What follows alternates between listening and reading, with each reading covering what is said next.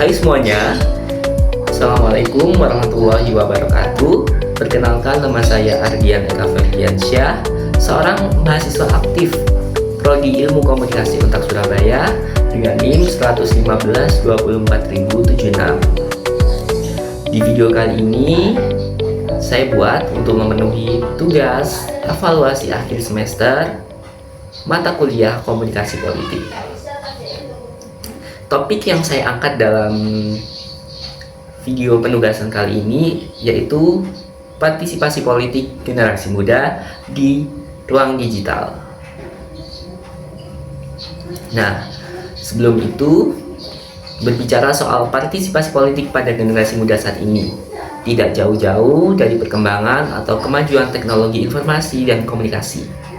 Adanya akses internet mempermudah partisipasi generasi muda dalam hal-hal politik, seperti mencari informasi di media sosial, membaca berita di portal berita online, bahkan membagikan informasi maupun opini berupa komentar di kolom-kolom komentar yang tersedia di media sosial. Dengan adanya kemudahan akses informasi dan ruang demokrasi di ranah digital, partisipasi atau peran generasi muda saat ini, khususnya Gen Z, tidak hanya pada pemungutan suara di TPS dan ruang dialog atau diskusi secara langsung nih, tetapi juga melalui aktivitas-aktivitas digital yang dapat diikuti oleh semua generasi muda yang memiliki akses internet. Tapi nih, kita sebagai generasi muda memiliki tantangan tersendiri loh, yaitu salah satunya adalah hoax atau disinformasi. Generasi muda seperti kita mudah terjebak pada beberapa hal yang membuat mereka bingung. Ada yang termakan disinformasi atau hoax tentang isu-isu politik, hingga mereka yang terpolarisasi oleh opini-opini publik yang semakin liar.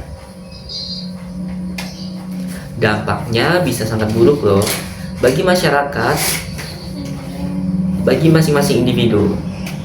Ada yang sampai ekstrim atau fanatik dalam mempertahankan ideologi dan junjungan politik mereka, hingga melewati batas etika seperti hate comment atau perampasan data privasi digital.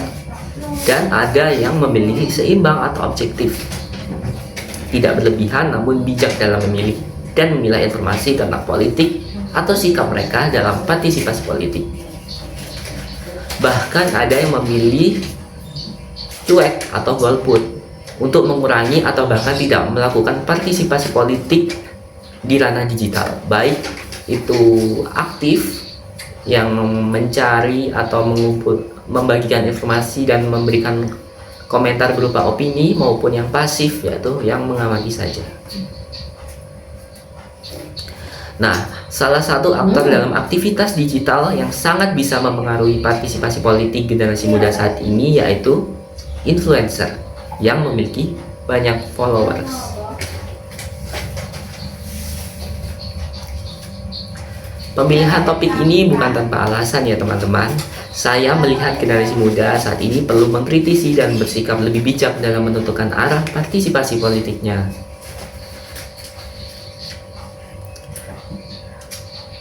Mari kita bedah realitanya secara lebih mendalam. Fenomena partisipasi politik Gen Z hari ini bukan lagi sekedar memberi komentar pasif, melainkan mengorganisasi gerakan perlawanan nyata yang berakar dari keresahan struktural. Media sosial telah menjadi panggung utama untuk merespons apa yang dianggap sebagai kegagalan sistemik negara. Salah satu contoh nyata yang sangat viral adalah kemunculan tren dengan tagar "kabur aja dulu" di media sosial. Gerakan digital ini mencerminkan keputusan sekaligus kritik tajam dari generasi muda yang merasa negara gagal memberikan jaminan masa depan yang layak. Mulai dari tingginya angka pengangguran, maraknya PHK, minimnya lapangan kerja, hingga sistem pendidikan yang semakin mahal dan komersil. Tagar ini menjadi bentuk pelarian simbolis sekaligus protes kolektif jika negara tidak lagi bersahabat bagi masa depannya. Kekecewaan digital ini tidak berhenti di ranah digital, melainkan berekskalasi menjadi gerakan luring yang masif lewat aksi Indonesia Gelap. Tagar Indonesia Gelap yang menggema di ruang digital bertransformasi menjadi gelombang demonstrasi mahasiswa di jalanan. Istilah Indonesia Gelap sendiri melambangkan situasi suram demokrasi, pengebirian pemberantasan korupsi, pelemahan KPK, represi aparat, serta pemangkasan anggaran pendidikan yang mengancam mimpi anak muda. Dalam aksi ini, aliansi mahasiswa membawa sejumlah tuntutan krusial kepada pemerintah. Tuntutan tersebut diantaranya mewujudkan pendidikan gratis, mencabut proyek strategis nasional yang bermasalah karena merampas tanah rakyat dan merusak lingkungan, menolak revisi undang-undang yang menguatkan imunitas aparat dan menolak duifungsi militer di sektor sipil demi mencegah kembalinya iklim otoriter, mendesak pengesahan UU Masyarakat Adat dan UU Perampasan Aset Koruptor, serta menuntut reformasi total kepolisian agar bersikap humanis dan profesional. Fenomena ini menunjukkan bahwa ruang digital Gen Z hari ini dipenuhi oleh komunikasi politik yang bermuatan perlawanan terhadap ketidakadilan. Untuk membedah fenomena ini secara ilmiah, kita akan menggunakan dua teori komunikasi politik, yaitu teori ruang publik dan teori komunikasi persuasi politik. Teori ruang publik, public sphere, dari Jürgen Habermas menyatakan bahwa ruang publik yang ideal adalah tempat di mana warga negara dapat berkumpul, berdiskusi secara rasional, kritis, dan bebas dari intervensi kekuasaan maupun pasar. Jika kita kontekstualisasikan dengan gerakan Kabur Aja Dulu dan Indonesia Gelap, membuktikan bahwa media sosial hari ini bertindak sebagai digital public sphere bagi generasi muda.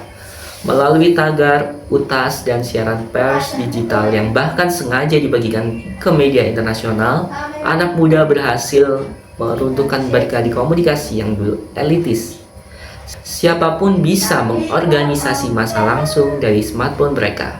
Namun kritiknya adalah ruang publik digital ini sering tertutupi oleh algoritma yang berorientasi komersial atau mengedepankan keuntungan semata, dan intervensi dari pihak yang berkepentingan, membuat diskusi rasional kadang terancam menjadi polarisasi yang penuh emosi. Yang kedua adalah teori komunikasi persuasi politik. Di teori kedua ini berfokus pada bagaimana pesan politik dikonstruksi secara sengaja untuk mengubah sikap, keyakinan, atau perilaku audiens.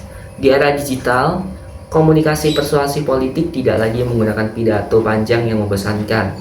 Gerakan mahasiswa kini memanfaatkan persuasi visual yang sangat kuat. Simbol darurat berlatar hitam, poster satir seperti satu presiden berbagai insiden, hingga pemanfaatan lagu punk sebagai lagu tema protes, dan contoh-contoh lainnya. Pesan persuasif ini dikemas secara emosional dan estetik agar mudah viral, menggerakkan empati dan membangun solidaritas kolektif di kalangan Gen Z agar mereka mau turun ke jalanan meramaikan aksi nyata. Melihat fenomena-fenomena tadi, kemudahan akses digital ini bagaikan pisau bermata dua. Kita dengan mudah mendapatkan informasi, membagikan opini melalui media sosial, dan internet ini mendemokratisasi suara anak muda. Internet memberikan panggung setara bagi siapa saja untuk mengawal jalannya pemerintahan dan menyuarakan ketakutan akan masa depan, seperti pada isu Kabur Aja Dulu dan Indonesia Gelap. Namun di sisi lain, tantangan terbesar terletak pada keberlanjutan dan kedalaman partisipasi digital itu sendiri.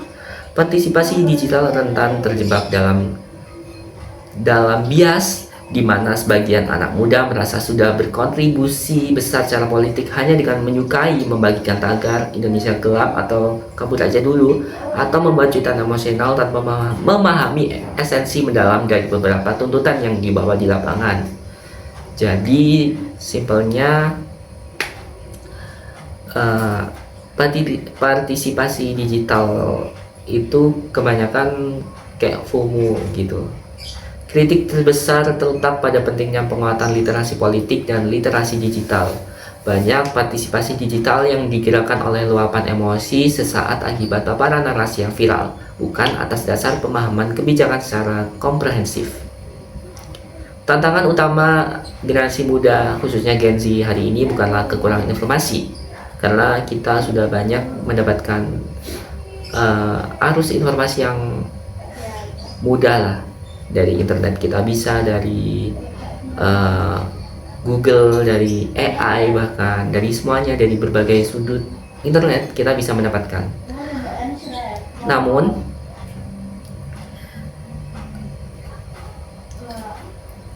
bukan dari situ ya teman-teman. Namun tantangan utama generasi muda saat ini, bagaimana kita bisa menyaring informasi dan disinformasi tersebut menjadi sebuah kesadaran politik yang sehat.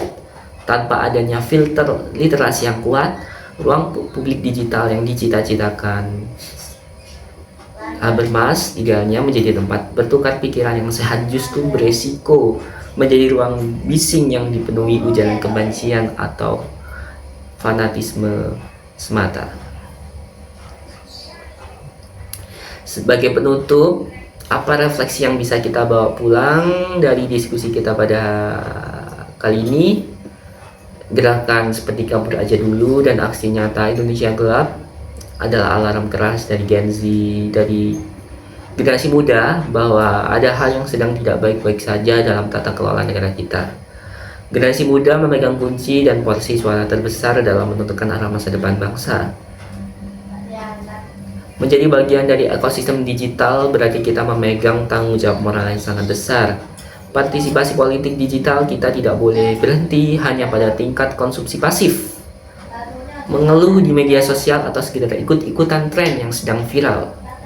Langkah konkretnya harus dimulai dari diri kita sendiri. Perkuat literasi politik, perjuangkan tuntutan reformasi dengan pemikiran yang realistis, rasional, dan biasakan selalu melakukan check and recheck sebelum membagikan informasi. Mari kita ubah ruang digital dari tempat penyebaran keluhan menjadi wadah pergerakan yang cerdas. Saya Dianika Feriansyah, terima kasih sudah menyaksikan video ini sampai selesai. Tetap kritis, tetap rasional, dan sampai jumpa di ruang diskusi selanjutnya.